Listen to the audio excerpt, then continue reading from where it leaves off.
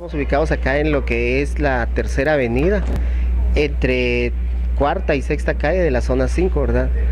Acá se va a reemplazar lo que es el pavimento ya en mal estado por adoquinamiento nuevo, con la medida de que vamos a trabajar en esta oportunidad, ¿verdad? Es de 25 metros lineales, ¿verdad? Acá pues encontrábamos y veíamos de que lastimosamente, ¿verdad? El adoquín por el tiempo que ya tenía, bajó, ¿verdad? A la nivelación de lo que es el pavimento, por lo cual pues se está levantando, ¿verdad? En su totalidad y reemplazarlo con el adoquín nuevo. ¿Esto es por paso de transporte pesado?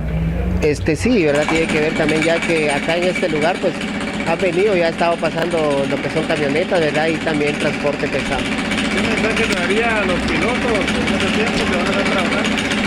Solamente que nos tengan un poco de paciencia, ¿verdad? Que esperamos en Dios poder salir de aquí el día viernes, ya una vez más poder venir y tener habilitada esta calle. La municipalidad siempre trabajando por mantener una buena ciudad. Sí, efectivamente, ¿verdad? Que por órdenes superiores de parte del Consejo Municipal, ¿verdad? Se nos informó con venir a levantar este pavimento y poder sustituirlo por adoquín.